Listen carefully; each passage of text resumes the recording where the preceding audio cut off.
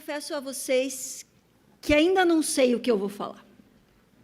Não se desesperem, já estou cronometrando meu tempo também, preparei uma fala, mas eu estou dividida entre a esperança e a razão, como diz a música. Não sei se faço um discurso de profunda tristeza, falando da defunta Constituição de 1988, assim como Joaquim Manuel de Macedo falava da Constituição de 1824 na carteira de meu tio, ou se faço um brado retumbante para que a gente, de fato, como disse aqui o presidente Paulo Marcondes Brincas, que a gente retome essa busca de um Estado republicano e democrático. Tentar fazer um pouco das duas coisas, tentando não nem ser tão derrotista, nem tão ingênua, tentando fazer uma crítica e, ao mesmo tempo, fazer uma convocação. O que faz a Constituição? A Constituição nos constitui como um povo, transforma uma multidão em povo, estabelece valores, regras de conduta.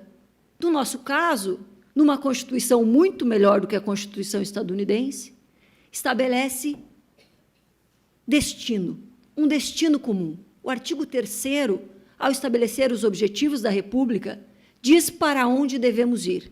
Não diz como, mas diz o que devemos buscar. Essa Constituição, por conta do momento em que ela foi feita, ela vem carregada de esperanças. O professor Baldo falou disso, como é que ela vem, como é que ela nasce num momento. O professor Samuel também disse que ela vem recheada de anseios populares. E essa Constituição vai trazer um núcleo duro, princípios estruturantes, cláusulas pétreas. Só que tudo isso é fundamentalmente antidemocrático.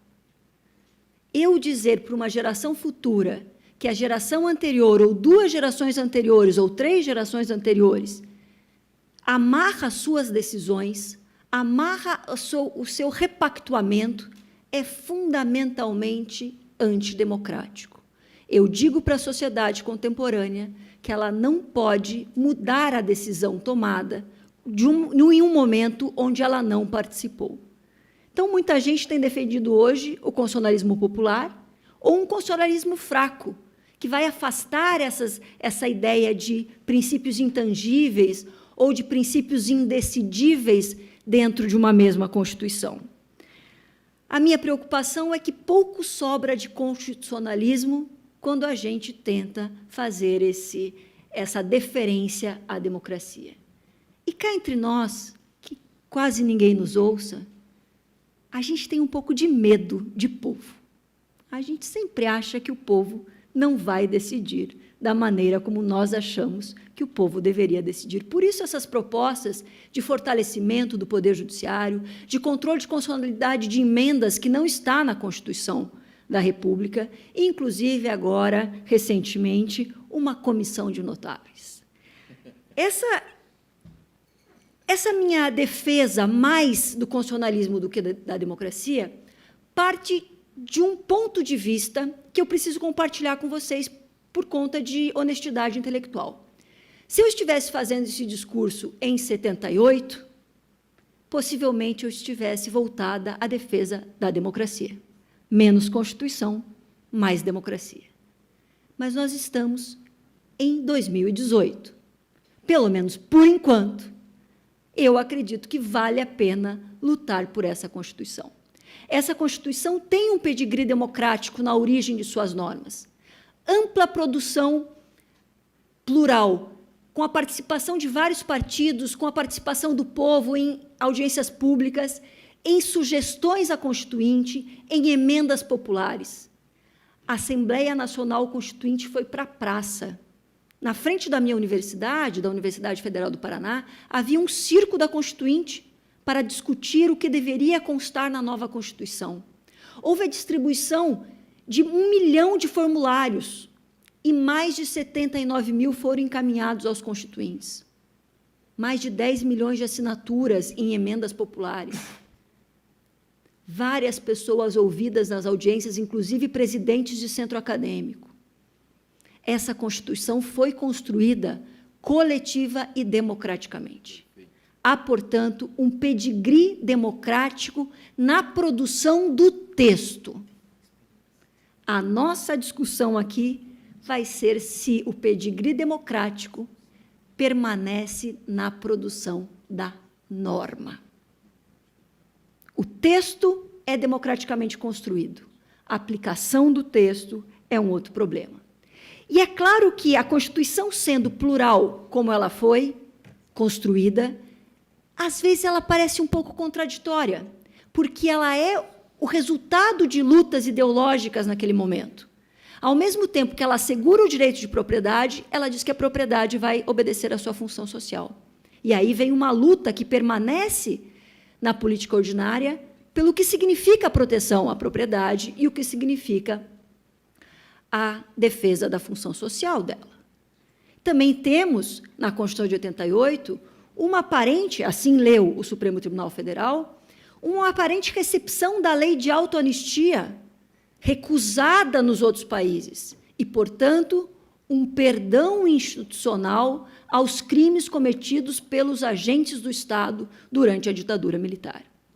Temos as forças de segurança e as Forças Armadas com o mesmo estatuto da Constituição anterior.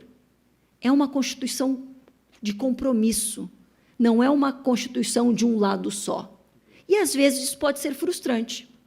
É uma Constituição que incorpora, para retomar a fala do reitor Ubaldo, um sistema tributário bastante engessado e que dificulta reformas por conta disso. Fazia parte do pacto. Alguns vão dizer, se faz isso para não redistribuir renda, para não favorecer o federalismo. Outros vão dizer, se faz isso para proteger o cidadão. Depende de que lado você está na avaliação ideológica da Constituição. A existência de subcomissões, de comissões, de discussões em plenário, faz com que a Constituição seja larguíssima. Uma Constituição que foi parlamentarista até os 44 do segundo tempo. E, portanto, tem medidas provisórias, que é um instrumento de parlamentarismo e não de presidencialismo. Quando vira presidencialismo, se esquecem de retirar, se esquecem, ironicamente falando, de retirar as medidas provisórias e a gente tem um hiperpresidencialismo. Traz também o pluralismo partidário, que tanta gente reclama, dizendo que a gente tem uma multidão de partidos. Ora, em uma federação que merece o nome, partidos são permitidos em âmbito estadual. Nós não permitimos, por conta de uma herança maldita da Primeira República, que não temos coragem de repactuar. E aí temos 35 partidos nacionais. Para 200 milhões de eleitores, me parece pouco. Não estou falando da qualidade dos partidos políticos. Estou falando de uma análise simplesmente numérica de partidos. Para tanta gente no Brasil, 35 partidos políticos é pouco. Para os partidos que temos aí, parece que são muitos, porque não representam ideologias diversas. O que acontece depois de promulgada a Constituição? Nós temos, desde o primeiro minuto, um questionamento a respeito da sua capacidade de tornar o país governável. A Constituição cria um Estado ingovernável, se dizia no minuto 1 do novo Estado constitucional. Aí começaram as reformas, uma tentativa de antecipar a revisão constitucional, que me parece atrelada à mudança de opinião da população a respeito da forma e do sistema de governo, que não veio, não nos tornamos monárquicos, nem nos tornamos parlamentaristas, mesmo assim foi feita a revisão constitucional, e uma série de reformas que atingiram o âmago da Constituição. Desde as mais antigas, e aí eu falo da reeleição e toda a sua problemática não investigada, falo das reformas profundas que tivemos na administração pública e, mais recentemente, na reforma da Previdência. Ainda assim, seguíamos razoavelmente democráticos, com alternância de poder e respeito ao resultado das urnas. Até 2013. Até a eleição de 2014, quando não se aceitou o resultado da urna. Aí começou-se a ruptura fora do jogo democrático, negando a legitimidade da eleição. Hoje em dia, ainda pior, porque não se espera sequer o resultado da eleição para dizer que não se aceitará a derrota nas urnas. Em 2014, se virou a mesa, com movimentos de desestabilização e com o uso do presidente da Câmara, que eu brincava que sabia muito de regimento e deveria ser o cidadão mais esperto nisso, até que ele tem que aprender com alguns relatores no STF muita coisa, virou estagiário do STF, o Eduardo Cunha, que dá início a um processo de impeachment sem crime de responsabilidade, portanto, sem substrato constitucional. Afasta-se a presidência da República, perde-se a referência do texto constitucional e vem o governo interino que, mesmo antes do término do processo, reescreve o programa de governo. Adota o programa de governo derrotado nas urnas e, portanto, governa como a oposição derrotada queria governar. Faz isso mudando a estrutura do Estado, mexendo no governo, reestruturando a forma de atuar do Estado, sem ser um governo definitivo, porque ainda não tinha terminado o processo. A agenda passa a ser ditada por quem perdeu a eleição. E aí nós começamos a ter novas emendas, novas propostas de emendas, que vão atingir aquelas conquistas que a Constituição de 88 trouxe. As mais importantes, ou a mais importante, o teto de gastos, que faz com que se mude a configuração do Estado Social e impeça, e faz com que seja impossível continuar o progresso na busca da satisfação dos objetivos da República. Claramente inconstitucional a emenda do teto de gastos. Mas está aí, atingindo o coração das universidades públicas, atingindo o coração dos programas sociais e, ainda assim, vigente.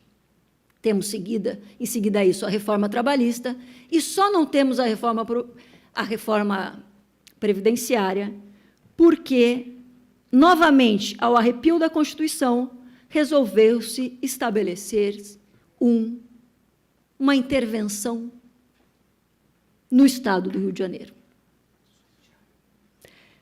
Sem fundamento constitucional suficiente, sem a oitiva prévia do Conselho da República e da Defesa Nacional, e que não está melhorando em nada a situação do Rio de Janeiro. Hoje saiu um relatório divulgado pelo jornal É o País, que mostra os abusos das Forças Armadas contra a população do Rio de Janeiro, obviamente, principalmente contra as mesmas vítimas de sempre, mulheres, negras e pobres.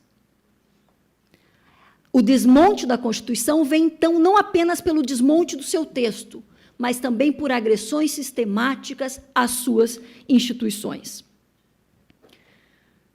Durante o período, ainda no período da intervenção, porque ela está marcada para terminar no dia 31 de dezembro, teve a tentativa de tramitar proposta de emenda à Constituição, dizendo-se que, embora a Constituição deixe claro que há uma limitação circunstancial para a sua reforma com a decretação de intervenção federal, nada como a Advocacia Geral da União para dizer não, só não pode incorporar ao texto, mas deliberar, votar e aprovar pode. Vejam que nós estamos falando das instituições. Aí a gente vê como nem o Poder Executivo, nem o Poder Legislativo têm apego à Constituição brasileira. Perderam a referência ao texto. Fazem a política e constroem o direito com base em um populismo, em jogar para a torcida, em falar para ser aplaudido. Mas esse populismo legislativo, esse populismo executivo, ou esse populismo dos agentes eleitos democraticamente, não é novidade. A América Latina está cheia desse populismo. Nossa novidade nos últimos anos é o populismo de toga. É o populismo do Poder Judiciário e do Ministério Público. O que fez o autodenominado guardião da Constituição nos últimos anos? Primeiro, que decretou que tem a última palavra da Constituição, e aqui desafio vocês, juristas, a interpretar o artigo 102 da Constituição. compete ao Supremo Tribunal Federal, precipuamente a guarda da Constituição e... Como é que eu interpreto esse advérbio? Do que trata o artigo 102? Não é da competência do STF? Entre as competências do STF, a precípua, ou a principal, é guardar a Constituição. E não guardar como o sobrinho do tio, que guarda no bolso, perto do coração, mas não abre a Constituição para nada. Não que entre os protetores da Constituição, o STF é o principal. Como se diz sempre no Brasil, falta interpretação de texto. Aos juristas também, porque aqui, obviamente, é uma interpretação autointeressada. O guardião da Constituição, interpretando como lhe beneficia o artigo 102, diz: eu dou a última palavra. A Constituição é o que o Supremo Tribunal Federal diz que é, ou um ex-ministro diz: nós somos o soberano. E esse soberano começou a decidir como se tivesse em um estado de exceção, sem referência ao texto, com o discurso moral.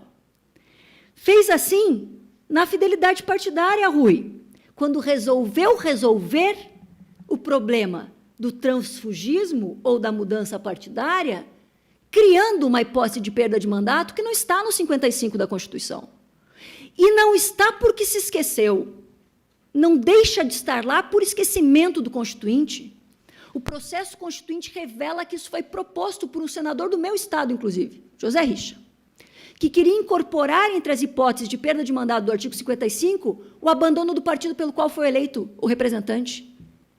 E foi dito que não, que a fidelidade partidária, varrida com o entulho autoritário pela emenda 25, não deveria estar no novo texto em nome da pluralidade, do pluralismo e da independência, da liberdade para o exercício do mandato, pois o STF resolveu descobrir que isso estava implícito no sistema proporcional, 20 anos depois da existência da Constituição.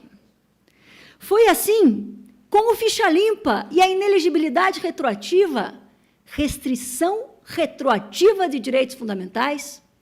Nem no segundo ano meus alunos têm coragem de propor isso, porque não passa na teoria dos direitos fundamentais, na mais modesta possível, na menos ambiciosa teoria dos direitos fundamentais, aplicação retroativa de direitos, jamais. Pois o STF fez isso. Fez isso quando rasgou o Estatuto dos Congressistas, mandando prender senador, tirando o deputado do cargo. Eu não tenho nenhum apreço pelo senador e pelo deputado. Eles não merecem nem a minha confiança, nem o meu voto. Agora, como acabou de dizer o Rui, se eles podem ter os seus direitos fundamentais coatados, sem Constituição permitindo, qualquer um de nós corre o risco de vermos negados os nossos direitos fundamentais. Fez isso quando inventou que o STF pode dizer que o presidente da República não pode nomear tal e qual ministro ou ministra, inventando ilícito atípico e desvio de finalidade presumido por confissão extrajudicial derivada de escuta depois da autorização vazada em nome do interesse público. Faz isso quando, por decisão monocrática, dada no dia da impetração da ação, suspende a criação de novos tribunais regionais federais, aprovado por emenda depois de 10 anos de discussão e que jamais voltou a ser discutida no plenário. Faz isso quando decide, ao contrário de texto expresso da Constituição, que é possível o cumprimento provisório da pena, portanto, a prisão, pena antes do trânsito em julgado. E faz isso essa semana, Rui, semana passada. Essas semanas estão tão intensas que eu nem sei onde acaba a semana e quando começa a outra. Eleitoral, eu dou aula de constitucional eleitoral. Tenham pena de mim. Eu brinco, eu sou do Paraná e eu sou atleticana. Eu brinco que hoje É possível ter mais pena de professor de constitucional e eleitoral do que torcedor do Coxa. Mas, enfim, é uma piada que funciona internamente ali. O que fez o STF para nos surpreender esses dias? Decidiu que é possível uma restrição extraordinária à liberdade de imprensa. Porque agora nós assumimos essa gramática nas decisões judiciais. É possível, extraordinariamente, apesar da Constituição não permitir, fazer o que a sociedade espera de nós. É possível agirmos como a vanguarda iluminista, refundando a República. É preciso julgar segundo os sentimentos sociais, sendo o eco do são sentimento do povo. São sentimento do povo teve um leitor histórico, o Führer. Il Duce, em Itália, também usava essa gramática. Aliás, o Estado fascista italiano era um Estado ético. Quando a moralidade ocupa o lugar do direito, o que nós temos são os salvadores da pátria, dessa vez, togados. Nós podemos ter uma sorte danada deles serem bem-intencionados e racionais. Ou a gente pode ter um azar danado deles serem partidários, pérfidos e absolutamente irracionais. É, portanto, preciso, e aqui o Dr. Paulo Brincas nos convocou, e eu renovo a convocação, é preciso lutar pela democracia, pela Constituição, pelos direitos fundamentais. A minha geração veio preparada para lutar pelos direitos sociais, porque a gente tinha por garantido os direitos de liberdade. Quem diria que 30 anos depois da Constituição, nós estamos aqui lutando por direitos políticos, por direitos de liberdade, de expressão, de manifestação. Hoje o eleitorado está calado por força de uma legislação proibitiva da sua manifestação. O que podemos fazer? O que Santa Catarina tem feito de maneira brilhante. Denúncias, manifestações, atos públicos, ações populares, mandados de segurança, pressão sobre os parlamentares.